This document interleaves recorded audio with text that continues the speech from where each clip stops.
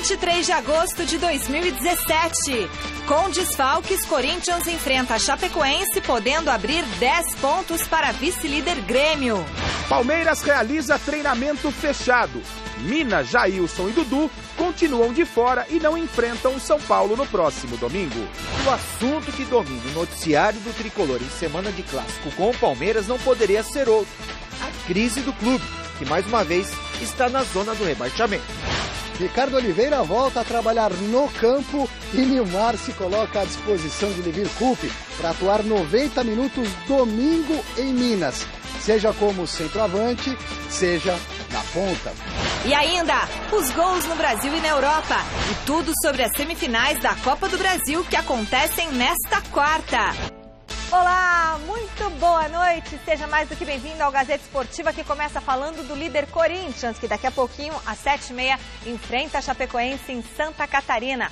O Timão aposta num retrospecto favorável para conseguir mais uma vitória e abrir 10 pontos de vantagem do segundo colocado, o Grêmio. O goleirão Cássio falou sobre essa expectativa para o jogo. Veja com Jonas Campos. No primeiro turno, na estreia do Corinthians no Campeonato Brasileiro, a Chape aprontou em Itaquera, arrancando um empate e tirando pontos do time que na sequência se tornaria o melhor da competição.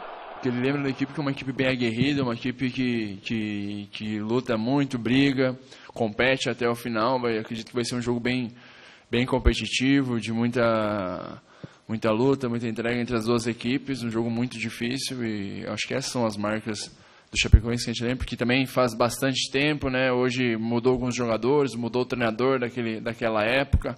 Apesar do empate em Itaquera no primeiro turno, o retrospecto do Corinthians contra a Chapecoense é amplamente favorável. Em 7 partidas, o Corinthians venceu 4 e empatou 3. Das 4 vitórias, 3 delas foram em Chapecó, onde o Timão tem 100% de aproveitamento. Espero que a gente possa continuar, né? Mas eu acho que se for pegar essas 3 partidas, nós fizemos partidas bem consistentes e fomos merecedores da vitória. É muito complicado jogar lá, uma equipe que se impõe muito em casa. E eu lembro nessas 3 vezes que foram jogos muito difíceis, em momentos fomos atacados e nos conseguimos defender muito bem. Quando tivemos a oportunidade, a equipe foi muito feliz e conseguiu fazer os gols. Então, a gente vai nesse intuito, sabendo que é um jogo bem difícil, mas o nosso objetivo é ir lá e buscar os 3 pontos. Para retomar o caminho das vitórias, daqui a pouco, às 7h30, na Arena Condá, o técnico Fábio Carilli vai levar a campo um time com 3 novidades. Sem Balbuena suspenso e machucado, e Guilherme Arana com lesão na coxa direita, Léo Santos e Moisés entram na linha defensiva. E por opção técnica, Marquinhos Gabriel assume a vaga de Cleison. Com isso, o Corinthians será escalado com Cássio no gol, Wagner, Léo Santos, Pedro Henrique e Moisés, Gabriel, Maicon, Marquinhos Gabriel, Rodriguinho e Romero e Jô no comando de ataque. Grande noite para você que acompanha o Gazeta Esportiva. O Corinthians tem hoje, portanto, mais uma chance de ampliar a vantagem sobre o Grêmio. O Corinthians, todo mundo dizia que ia despencar, e quando tropeçou, perdeu a primeira no campeonato, ninguém soube aproveitar. O Corinthians empatou, e aí o Corinthians não jogou na rodada, o Grêmio só empatou. Aí o Corinthians perdeu na rodada, o Grêmio só empatou. Quer dizer, muito pouco. Nessa brincadeira toda, essa diferença que hoje é de 8, poderia estar em 6, então talvez até menos, 5 pontos. Se o Grêmio tivesse vencido as 2, né? Daria 6 pontos, 4 pontos. Convenhamos, uma diferença muito pequena perto do que o Corinthians construiu. E apesar de todos os problemas, o Corinthians pode abrir hoje 10 pontos. Aí alguém vai falar assim, o Corinthians vem de derrota e a Chapecoense vem de vitória fora de casa sobre o Palmeiras. É verdade. Mas para mim também é verdade que apesar de tudo isso, o Corinthians é favorito contra a Chapecoense lá em Chapecó. Pela maneira como o time joga fora de casa, pelo retrospecto entre as duas equipes e na comparação também entre os 2 times. Concorda comigo, Flávio? Boa noite. Boa noite, Celso. Acho que de todos os desfalques, o Corinthians deve sentir mesmo a ausência do Arana. O Arana, para mim, é o melhor jogador do campeonato até agora. O lado esquerdo do Corinthians funciona muito bem, ele bate bem na bola e tal. O Moisés, ele é um cara só de marcação, não tem nem de longe a criatividade do Arana. Número de zaga, o Pedro Henrique e o Léo, eles devem dar conta do recado. O sistema de marcação do Corinthians funciona muito bem estruturado, então não são exatamente nomes que fazem diferença. Tanto que o Kleber jogou lá, o Felipe jogou e cresceu lá, o Gil, todo mundo que passou por lá jogou, teve proximidade com seleção e tal. Só o Edu Pablo que não conseguiu se firmar, né? Mas ele não chegou nem a jogar muito, né? O Pablo é um jogador comum, não tem nada de extraordinário, jogava pela Ponte, cresceu muito no Corinthians, hoje é um jogador de um nível muito alto, então dá para você levar. A opção do Marquinhos Gabriel no lugar do Cleiton, eu acho que é inteligente também, porque você cerca um pouco mais, fecha um pouco mais. Não vejo. Futebol é futebol, mas não dá para comparar um time com o outro. Não dá para comparar. Não tem nem como se imaginar algo diferente. Acho que o máximo que a Chapecoense consegue é um empate. Ficarei surpreso se for algo diferente disso. Tá certo. Bom, e essa partida, agora eu vou aqui de novo, pegadinha com vocês. E essa partida pode ter um destaque bastante legal do lado da Chapecoense. Cerca de 9 meses após o acidente envolvendo o elenco da Chape, em novembro do ano passado, o lateral esquerdo, Alan Ruschel, está relacionado pelo técnico Vinícius Eutrópio e poderá voltar a jogar uma partida oficial pela primeira vez. Tá lá essa notícia no site gazetesportiva.com. Recentemente ele já havia disputado o troféu Juan Gamper contra o Barcelona no Camp Nou, num jogo que marcou o retorno dele aos gramados. Então, sobre mais informações da volta de Alan Ruschel, é só você acessar gazetesportiva.com. Uma boa notícia, né, menino? Sem dúvida. Né? É um recomeço. A partida contra o Barcelona já marcava esse recomeço, né? Que na verdade não foi nem um jogo, né? Aquilo foi uma brincadeirinha do Barcelona. Claro. Mas foi sensacional. A entrada dele foi um momento de emoção do jogo. É uma coisa assim de Deus mesmo, né? Claro que a gente respeita quem não acredita, mas não tem explicação. Nossa, como? Cientificamente não há explicação para ele ter sobrevivido. Imagine voltar a jogar futebol. É um negócio absolutamente extraordinário. É sensacional, como vida, como ser humano, como história. Isso aí, daqui a 300 anos vão estar contando essa história. É muito bom. E só para falar rapidinho, você falou do Arana, o Sevilha está bem interessado no Arana, hein? Bem interessado. Nessa quarta-feira, o Corinthians está lá nos noticiários espanhóis, tem no site gazetesportiva.com também. Parece que ofereceram até o ganso. De pagamento. O único empecilho é o preço do jogador. O Sevilha quer iniciar as conversas com o time brasileiro para negociar o valor abaixo de 20 milhões de euros, que seria 74 milhões de reais. Imagina esse time com essa pegada que o Corinthians tem entre o ganso. Tá certo. Bom, hora de ver então como deve ser a provável escalação da Chapecoense para esse jogão de logo mais. Confira. Jandrei, Apodi, Douglas Grolli, Fabrício Bruno e Reinaldo.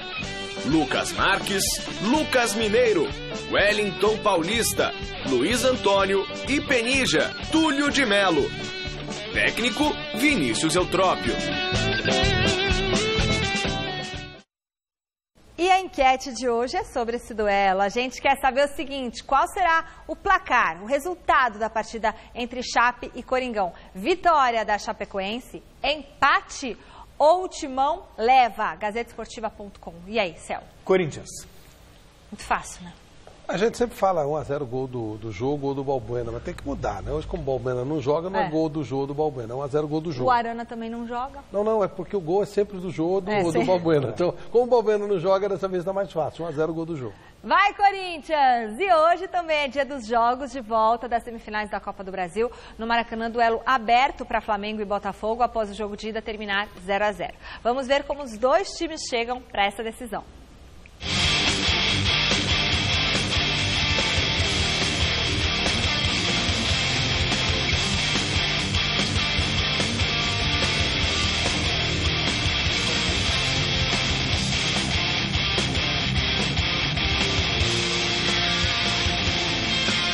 Seguro que todavía no lo hemos palpado, ¿no? En el juego anterior contra Goianense no estaba el mismo entorno, la misma atmósfera que se siente en Maracaná. Creo que para nosotros va a ser muy positivo la fuerza de la torcida y poder tener ese estímulo y ese respaldo para el juego. Nós respeitamos a forte equipe do Flamengo, mas tentar resolver o jogo nos 90 minutos, né? E se tiver que ter um empate, que seja com gols, né? Para não ter que ir para os pênaltis e a gente sofrer. Mas não, ninguém leva vantagem nos pênaltis. Também não vejo o pênalti como loteria. É aquele que tiver mais frio, mais treinado, mais competente para levar a classificação. Mais um mata-mata, mais uma grande equipe, agora um clássico regional. Fizemos alguns clássicos internacionais esse ano. Mas não vejo, no clássico eu não vejo favoritismo para nenhum dos dois lados, nem por essa situação de nós estarmos disputando mata-matas já há mais tempo, não vejo também nenhum favoritismo, não. Bom, se você não tem mesmo, né? Você acha mesmo? Favoritismo, você acha que tem? Eu acho que tem, pelo time acho que o Flamengo é o favorito, Flávio. Assim, comparando, né? Time, individualmente, comparando sim, também a história. Então, o Botafogo está mais armado como time, né? O Rueda chegou agora e tal. Individualmente, nossa, não dá nem para conversar, né? E aí, sem dúvida, você está certo. Eu não sei com relação a time, né? O time do Botafogo, ele é um time, né? O Flamengo... É um bom conjunto, é um projeto de time, né? Ele não consegue ser, ele tem boas individualidades e tal. E o Rueda é um técnico extremamente competente, mas demanda tempo, né? Então, por isso que eu tenho minhas dúvidas. Não vou me surpreender se eles forem nos pênaltis, viu? Também não. Porque é muito igual, né? Assim, a individualidade do Flamengo é maior, o time do Botafogo está mais montado, então vamos ver. E você acha que vai dar certo? Zé Ricardo, que era do Flamengo, agora foi para o Vasco, acabou de ser anunciado, também já temos a notícia no gazetesportiva.com, e aí? Bom treinador, mostrou isso no Flamengo. As pessoas não gostavam dele, questionavam muito. Mas as pessoas questionam porque muitas vezes não observam o que o time joga e só resultado. Claro, se esperava mais esse Flamengo? Esperava. Foi eliminado precocemente na Libertadores América, o Campeonato Brasileiro não vai bem. Mas o Flamengo, eu vi bons jogos do Flamengo, eu não vi o Flamengo jogando mal, Flávio. O resultado é uma consequência. Tem boas ideias, sim. Agora, o Vasco, ele está fazendo um projetaço, né? O Vasco 2018 na segunda divisão. Ele está fazendo tudo bonitinho e tal. Está com tudo, sabe? Aquela coisa quando você vê o projeto. Igual São Paulo, está fazendo um projeto muito bom para cair. Às vezes escapa porque 12 times estão fazendo esse projeto, só 4 chegarão no objetivo final. Mas o Vasco é muito bem credenciado para isso. Mas não é ruim para a carreira dele? Tipo, se ele conseguir salvar o Vasco, ok, legal. Mas se ele não conseguir... Então, isso é uma coisa complicada, porque uma vez eu conversei com o Adilson Batista sobre isso. O Adilson Batista, o Carilli, me disse o seguinte: o treinador que ele viu fazer melhor trabalho de campo, ou seja, tem uma ideia de jogo, colocar em campo, sabe quem é? O Adilson Batista. O Carilli me falou isso. E o Adilson começou a pular de time em time, só proposta de time grande, fez um trabalho bom no Cruzeiro, aí pegou São Paulo, pegou o Corinthians. O Corinthians não durou. Tudo espaço pequeno. Aí eu falei para o Adilson, por que você começou a aceitar, né, esse trabalho? Ele falou, como é que eu vou falar não para o São Paulo? É uma oportunidade ótima, para o Corinthians e tal. Só que o cara começa a pular de galho em galho, e se ele não aceita, ele vai ficar esquecido. Falar não para um time importante, com a camisa forte, é muito difícil. Então, é claro que ele aceitou o Vasco. O Vasco é muito grande, tem uma história muito grande. E é uma aposta também. Então, só que é um clube pessimamente administrado, com jogadores muito ruins, jogadores com nome, mas que não são mais jogadores, boa parte deles são ex-jogadores. Então, é difícil. Agora, falar não também não é fácil. É complicado isso, A propósito de treinador, sinceramente, eu não entendi a ciumeira que despertou nos treinadores brasileiros a presença do Rueda no Flamengo. Eu, sinceramente, não entendi. Há um corporativismo, sabe? Como se os técnicos brasileiros fossem o supra-sumo do conhecimento do futebol. Mas quem ficou com o senhor? Olha, desde da declaração da Aventura, depois teve encontro dos técnicos, esse assunto está rolando, muita gente questionando, criticando. Eu, assim, não há nada contra o Rueda. Eu acho o mundo é globalizado, né?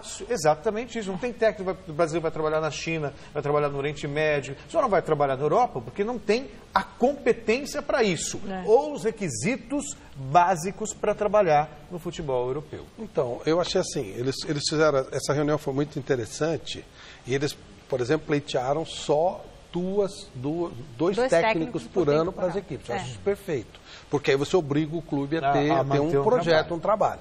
Agora, faltou, e até entendo, porque algumas prioridades, tipo a Lei Caio Júnior, tem que colocar o técnico do BID, porque até hoje a família do Caio Júnior não recebeu nada, né, no acidente. Mas uma coisa que precisa ser discutido pelos treinadores brasileiros é ideias de jogo. O que se quer pro futebol brasileiro? Hoje o Brasil não joga futebol, ele joga resultado.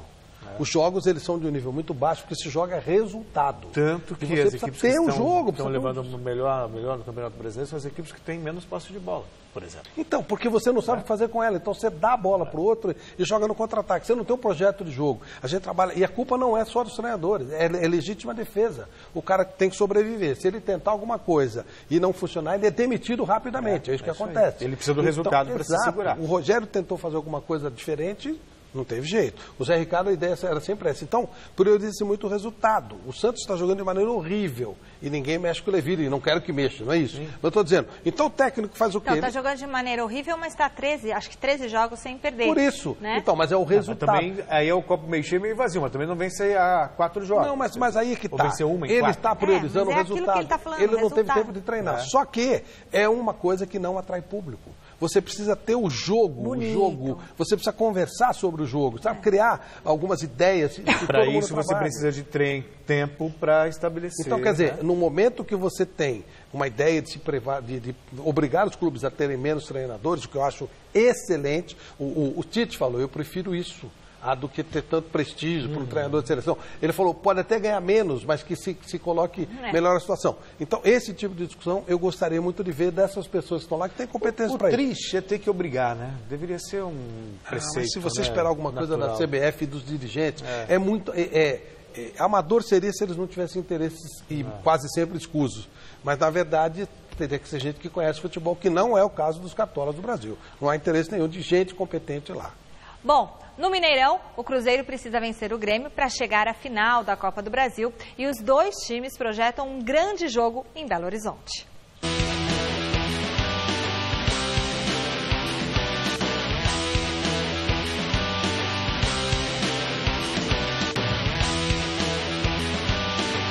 O jogo mais importante da temporada, né? Então a gente está muito próximo de alcançar uma final que nos proporciona aí não só a conquista de uma grande competição, mas também te abre uma vaga na Libertadores diretamente. Então, se aproxima toda essa responsabilidade dentro de uma partida, né, que nós vamos ter aí dentro dessa quarta-feira. Então, todo jogador já sabe desse peso e sabe da expectativa que todo torcedor tem também, não só nessa partida, mas na conquista, né, e na responsabilidade que nós vamos ter que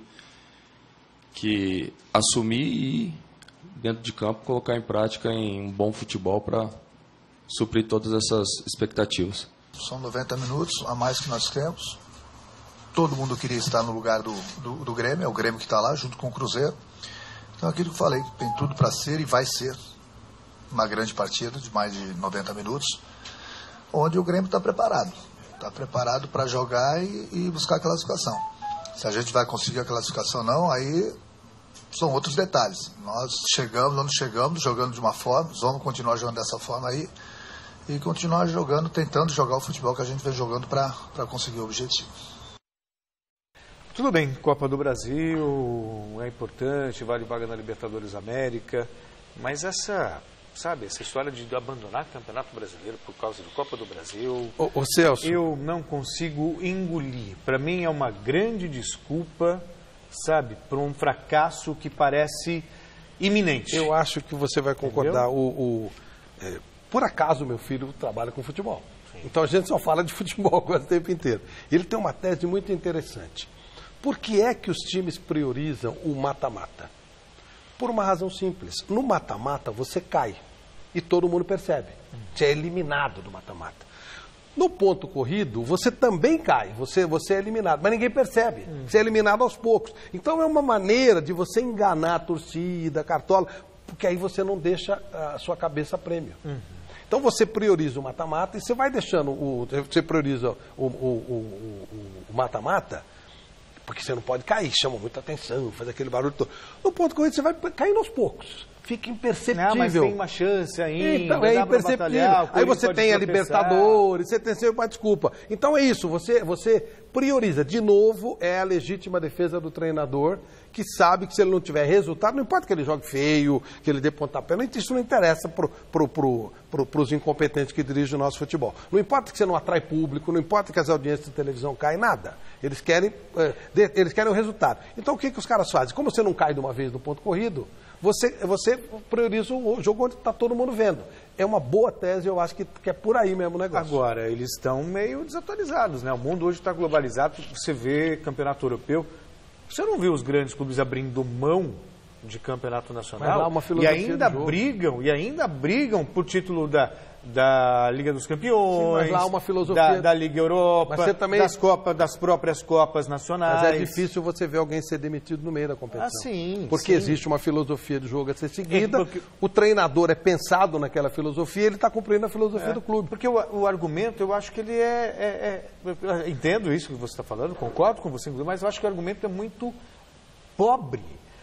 Você vai falar assim, na Europa, mas pelo menos o calendário europeu é mais racionalizado. É verdade, não tem os campeonatos regionais que tomam um espaço do calendário.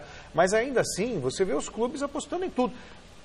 Não, eventualmente coloca time reserva, mas no comecinho das Copas com adversários mais frágeis. Não é time reserva, coloca 2 ou 3 jogadores diferentes. Cada time lá tem 14, 15 titulares, o que é inteligente. Agora, você abrir mão de campeonato nacional, mas é por isso, entendeu? Que é o principal. Porque aí você cai devagarzinho. Isso, é desculpa. Não, eu estou lá, então você vai caindo devagarzinho, ninguém percebe, porque inclusive os cartolas, além de competentes, eles não têm inteligência nem para perceber. E aí vai terminar o campeonato, nós perdemos para o Corinthians, partindo para expor que o Corinthians vai ganhar, e a gente abriu mão. Nós estamos na Libertadores, ganhamos a Copa do Brasil, fomos finalistas da Copa do Brasil, você engana.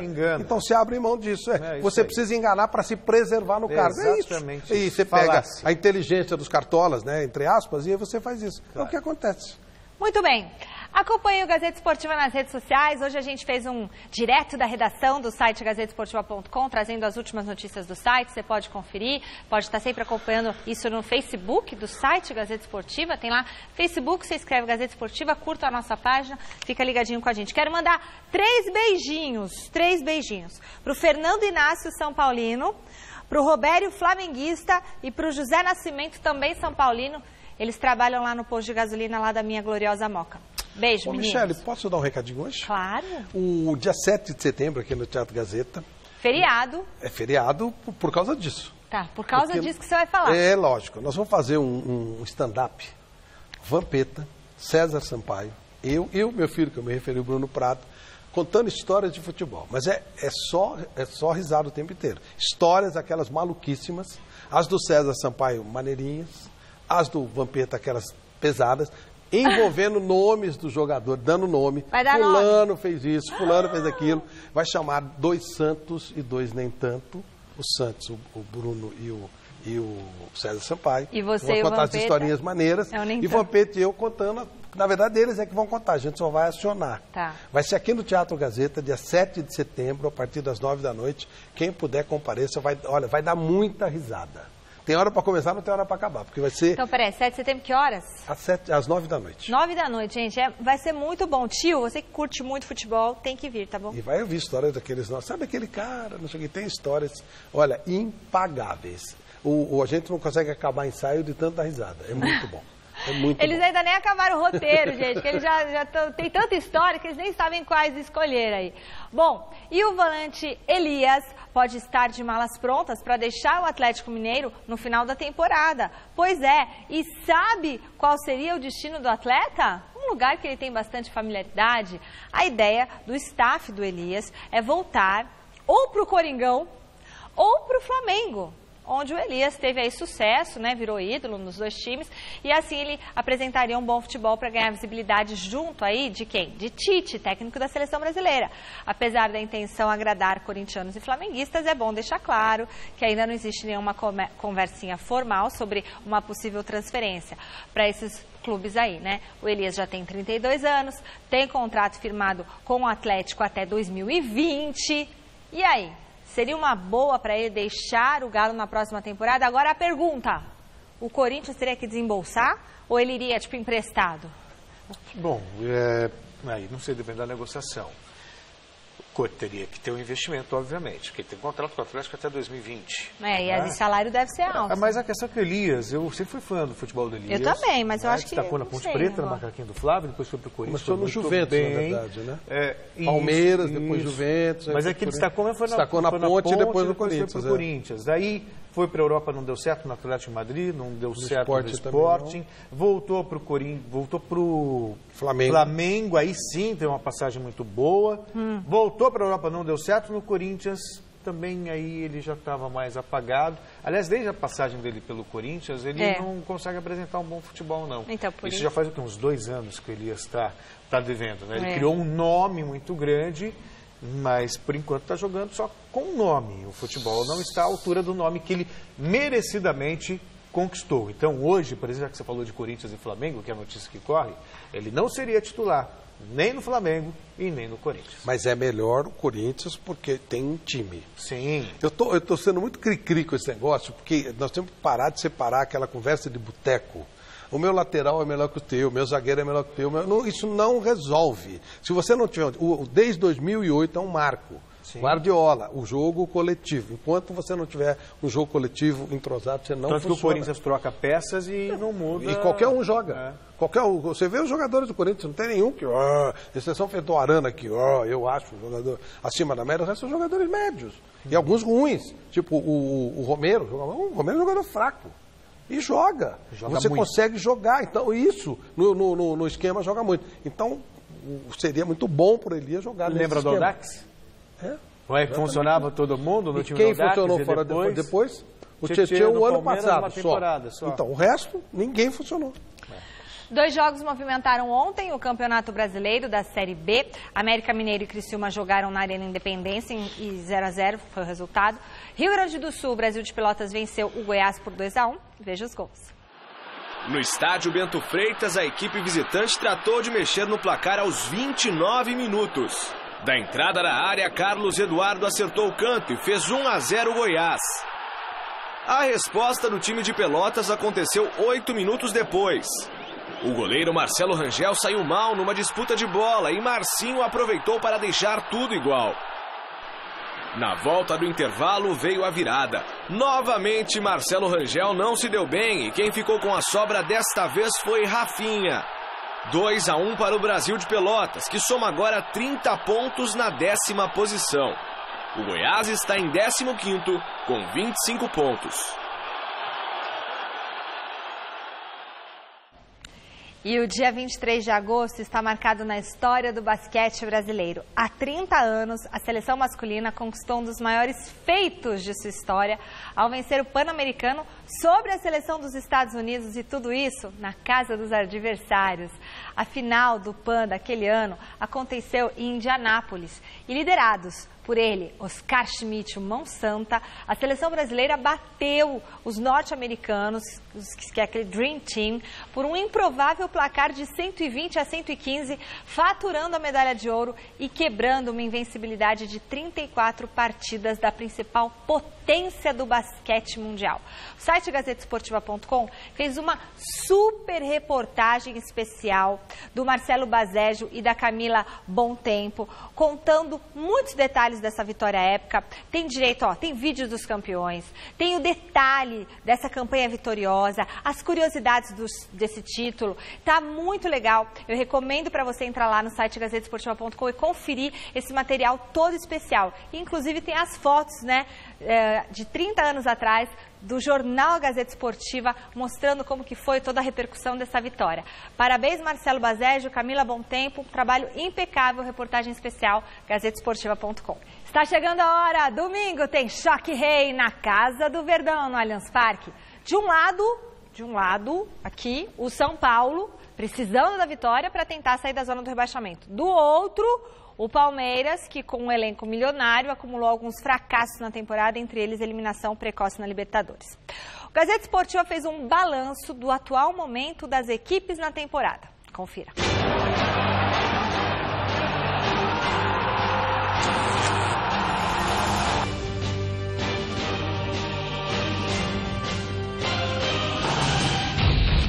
O Choque Rei é um clássico de muita rivalidade, emoção e tabus.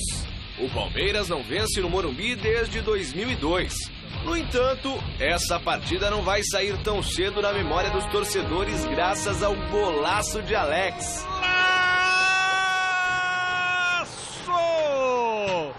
Monumental! A jogada de ataque do Palmeiras. Espetacularíssimo, Alex. Desde então, são 9 empates e 15 vitórias do tricolor. A última delas aconteceu no primeiro turno do Campeonato Brasileiro. 2-0 com grande atuação de Lucas Prato, autor de um gol e de uma assistência no triunfo por 2-0. Depois do jogo, São Paulo ainda tirou onda nas redes sociais.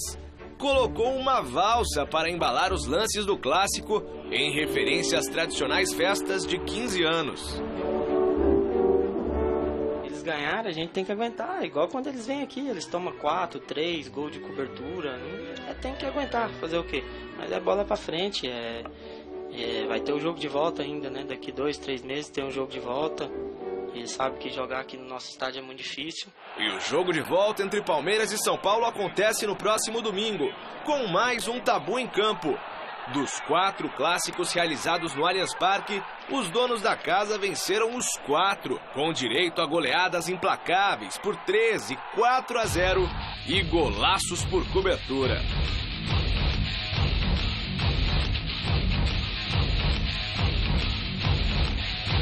Mas muita coisa mudou depois do último encontro entre as duas equipes.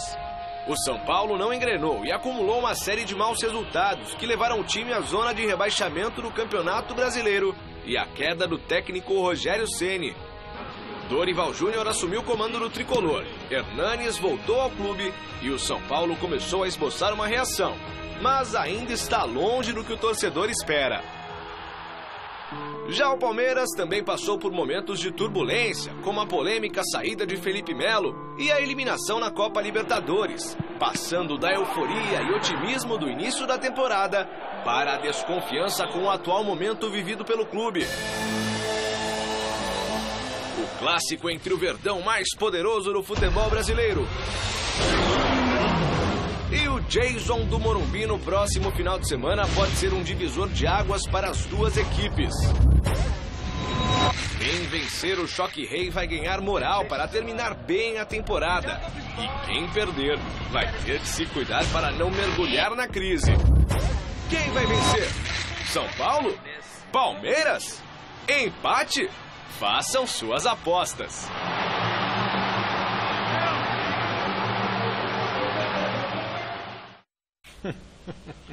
Os dois estão bem abaixo do que podem, né? O Palmeiras não está lembrando o Hulk, não. Não está. O Palmeiras está com dificuldade de acerto de time, é uma pressão muito forte. E é engraçado que o Palmeiras é um time tão característico que na segunda-feira é o jantar de aniversário do Palmeiras. E reza a lenda que no jantar ou você faz uma grande festa, ou você faz uma grande pressão em cima do presidente. Tanto é aquela coisa do beijamão, né, do presidente e tal. E aí, se o Palmeiras perder, como é que é? Vai ser aquela cornetagem, né, enorme. Por outro lado, se ganhar, euforia, aquela coisa toda que a gente... O jantar faz diferença. É engraçado isso. E o São Paulo, basicamente, ele tem que tentar sair da zona de rebaixamento, né? Que é onde ele está já faz algum tempo. Ele saiu 1 ou 2 vezes, mas ele volta toda hora.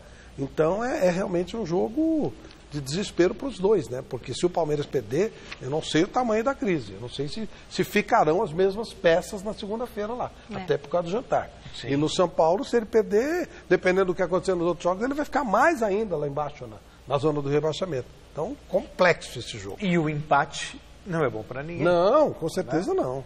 O Palmeiras pode sair da zona de Libertadores, de grupo de Libertadores, entrar numa pré-Libertadores e tal.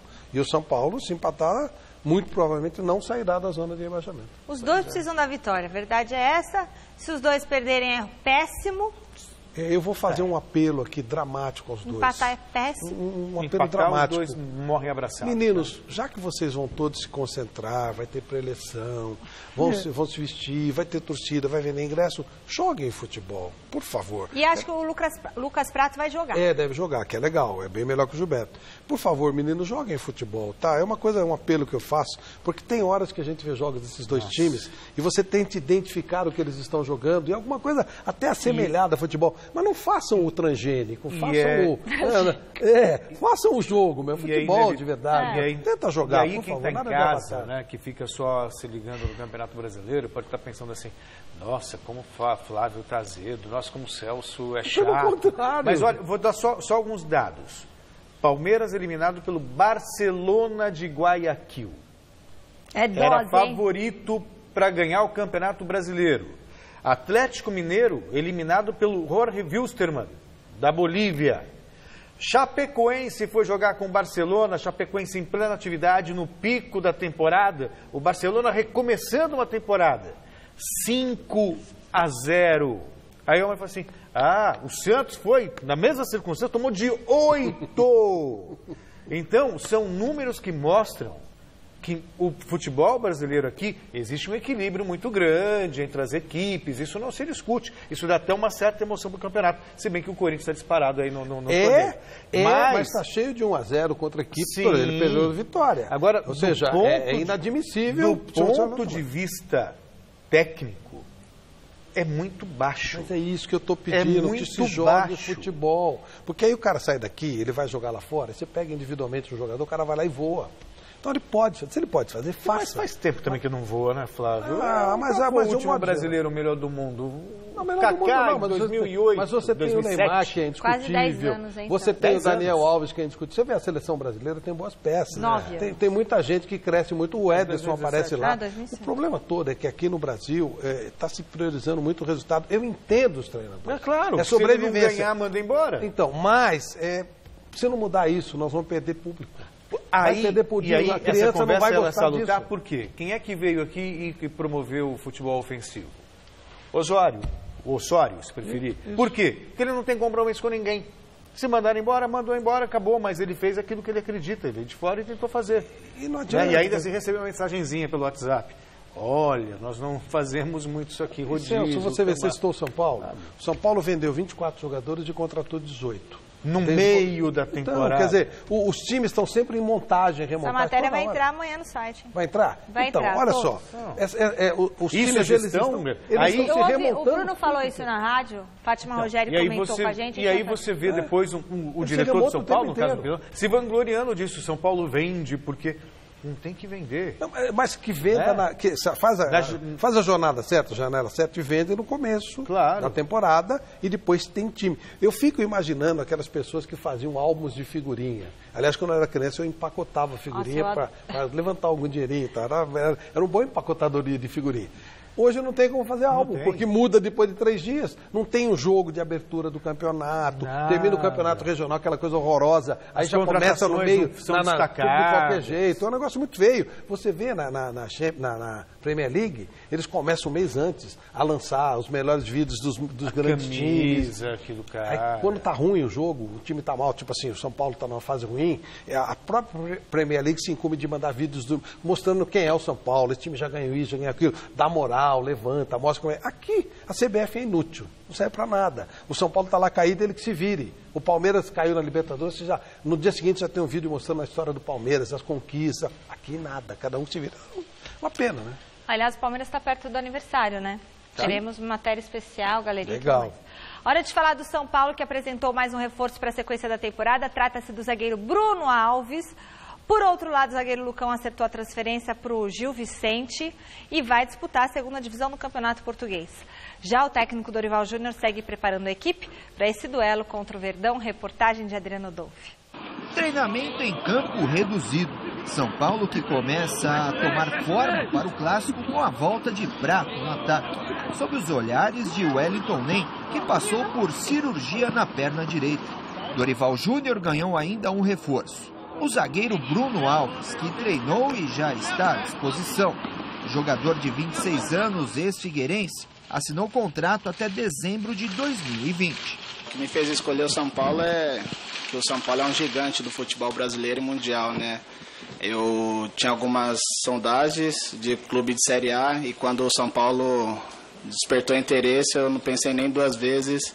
Escolhi o São Paulo pela torcida que vem acompanhando, vem jogando junto com o time, pela qualificação do elenco, e eu tenho certeza que eu tenho muito que evoluir aqui, eu vou evoluir e vou poder ajudar bastante meus companheiros a sair dessa situação. Mas o assunto que domina o noticiário do Tricolor em semana de clássico com o Palmeiras não poderia ser outro: a crise do clube, que mais uma vez está na zona do rebaixamento.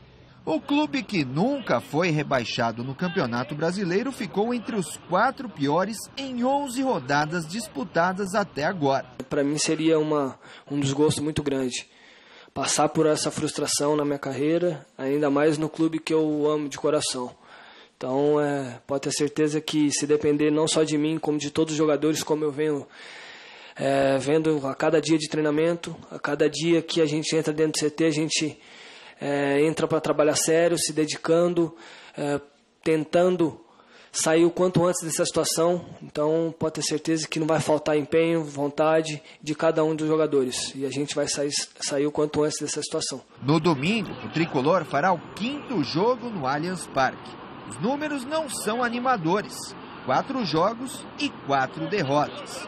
O clássico com o Palmeiras talvez seja a esperada oportunidade para começar uma reação na temporada. Está na hora de vencer. Esse é o nosso pensamento. Eu acho que a gente nunca venceu lá, né? Sabemos da qualidade do time do Palmeiras, sabemos da força que eles têm lá dentro, mas é o momento da gente vencer. É o momento que a gente precisa não só da vitória, mas de uma vitória convincente, como a gente teve no Morumbi contra eles. Ganhamos de 2-0, num momento muito difícil, onde ninguém acreditava que a gente venceria, e a gente venceu, diante de todas as confianças. Então, sabemos que temos condições disso. Já no Palmeiras, as frustrações no ano colocaram em debate a eficiência do técnico Cuca à frente do clube. Acompanhe na reportagem de Osmar Garrafa. Nas mãos de Cuca, eliminações na Copa do Brasil e na Copa Libertadores da América. E esse baixo desempenho foi suficiente para a cobrança forte dos torcedores, que exigem mudanças no comando. Mas Cuca avisa, ele vai ficar. Eu não saio, eu vou até o fim e vou cumprir com o que eu prometi. Nesse momento é um momento complicado de se trabalhar, muito fácil jogar a toalha. E eu não jogo, eu vou reverter junto com os jogadores, junto com o Alexandre, junto com o presidente, essa situação. A gente vai sair dessa situação no campeonato bem. Cuca está triste com a situação da equipe, não poderia ser de outra forma.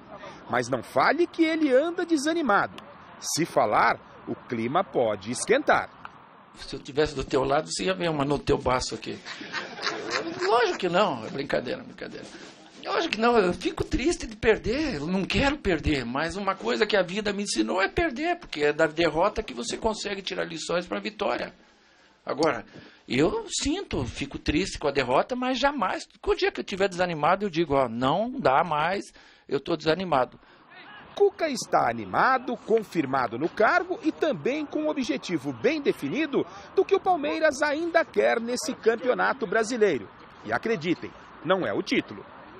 Eu acredito ainda que esses jogadores vão fazer grandes jogos e nós vamos atingir um objetivo do ano, que é estar direto numa Libertadores do ano que vem, a 3ª consecutiva do Palmeiras para o ano que vem, a gente ter uma Libertadores bem melhor do que foram essas 2 que passaram. Para atingir o objetivo de conquistar uma vaga direta à próxima Copa Libertadores da América, o Palmeiras precisa voltar a vencer. Já são 3 partidas no Campeonato Brasileiro sem sentir o sabor da vitória. Para o clássico contra o São Paulo, Jailson, Mina e Dudu ficam de fora. Desses 3 jogadores, Dudu é aquele que não vê a hora de retornar à equipe palmeirense. O Dudu quer jogar, porque quer jogar. Está brigando lá com os médicos para poder jogar. Tamanha é a vontade que eles têm de ajudar. Então, por isso eu estou aqui. Eu não posso ouvir que o pessoal não está querendo. Né? Você fala com ele, enche o olho de lágrimas, mas não adianta você forçar uma situação que não seja ideal para ele. Por isso a gente vai conversar com os médicos, ver o que a gente faz até o fim de semana para poder também aproveitá-lo. Mais Palmeiras, a lesão do goleiro Jailson tem deixado alguns torcedores do time preocupados. O Jailson lesionou um tendão na região do quadril durante a disputa de pênaltis contra o Barcelona de Guayaquil, no dia 9 de agosto. E em um primeiro momento, o Verdão divulgou que o prazo de recuperação do atleta seria de 4 semanas. Aí depois, o Palmeiras voltou atrás no comunicado e afirmou que o jogador de 36 anos tinha data indeterminada para retorno.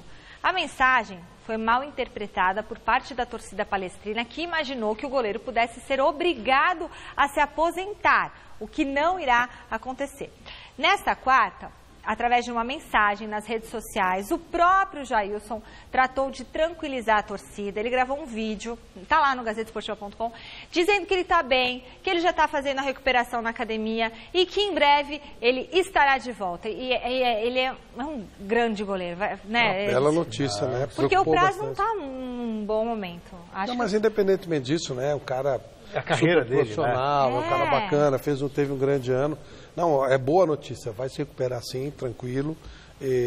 Vai ter um trabalhinho, mas vai se recuperar. Seria muito bom se ele pudesse voltar agora. E você vê como é que é o futebol, né? O Jailson, quanto tempo, né? Levou para ganhar uma notoriedade no futebol. De repente ele ganha de uma maneira... Ele era terceiro goleiro do Palmeiras. Ele só ganhou a oportunidade porque o Praz se machucou, porque o Wagner na época não segurou a onda. E aí ele foi brilhante para campeão brasileiro. O Cuca, atual técnico campeão brasileiro, há 7 meses era um herói. E hoje vão para cima dele. Então, há até reclamações de telefonemas pesados. Tem alguma coisa aí que não está batendo, né? É o técnico que todo mundo queria, estava aí, no mesmo clube, onde ele é o atual campeão. Alguma coisa não está batendo nessa história. Eu não estou entendendo bem o que está acontecendo. Eu acho que é mesmo falta de senso crítico das pessoas que fazem parte do futebol. Elas só pensam em resultado, né? É a mesma coisa... Lucro e resultado, é o que as pessoas pensam, e mais nada, o resto é lixo. No Santos, o técnico Levir Coupe segue preparando a equipe, que no domingo vai lá ao Mineirão enfrentar o Cruzeiro. O repórter Alexandre Silvestre esteve no CT Pelé acompanhando mais um treino e bateu um papo exclusivo, sabe com quem? Com o atacante Nilmar, confira. Foco todo nele. O Pastor talvez precise se benzer em 2017. Cachumba, pneumonia, corte profundo na orelha, tornozelo baleado e tranco nas costas. Agora está sorridente. O susto de sábado passou. Pancada que por um instante lhe tirou o movimento dos braços. O camisa 9 parece inteirinho, sem limitações, esbanja a habilidade. Sente-se à vontade para reforçar o time do Santos no jogo de domingo contra o Cruzeiro, no Mineirão. A movimentação de hoje comprova isso. Ricardo Oliveira volta a trabalhar no campo e Nilmar se coloca à disposição de Levir Coupe para atuar 90 minutos domingo em Minas, seja como centroavante, seja na ponta. Estou preparado para, se precisar dessa oportunidade, sem dúvida nenhuma, dar o máximo para aguentar o máximo de tempo possível. Claro que eu estou em condições já bem avançadas, né, desde o início que eu comecei, e se ele quiser contar comigo, sem dúvida nenhuma, estou à disposição. E rola de jogar na ponta também, se for o caso, com Oliveira de centroavante? Pelas minhas características, eu já tive essa oportunidade de jogar pelos lados também. Vai depender dos treinamentos também, do que o professor exigir, né, e pedir também, que eu estou à disposição. Com Nilmar, Oliveira ou Kaique, o Peixe tem de voltar a marcar. Não faz gols no Brasileirão há 3 rodadas. Só assim poderá comemorar vitórias novamente. Muito bom esse programa maravilhoso. Vamos ver o que deu na nossa enquete? Põe, Magrão, põe, meu filho. Aí, ó, a pergunta, qual vai ser o resultado? Ah, eu entrei na frente. Qual vai ser o resultado da partida entre Chapecoense e Corinthians? Põe, Magrão, põe. É Coringão, na cabeça. Nossa. 85% dos votos. Mas não dá pra ver que é o Coringão aqui, ó, Magrão. É claro aqui, ó, o Coringão. Não, tá muito escuro esse escudo do Coringão. É que aí, na verdade, você tá bem claro. Mandante, empate, visitante. E o número é o que importa. Ai, 85%. Celso, puxa vida, você é do contra. Ele é. Então... Por essas coisas de casal que são complicadas. Eu sempre vi isso, mas Você não vem sexta-feira? Vem. Essa sexta é você. Não sou. Não é? Não. Gente, acabou o programa. Então, domingo, Flávio Prado no Mesa Redonda. Tem Eduardo Batista no Mesa Redonda. Isso. Vai estar muito bom. A gente volta amanhã às 6 da tarde. Jornal da Gazeta. Já. Até já. Um abraço.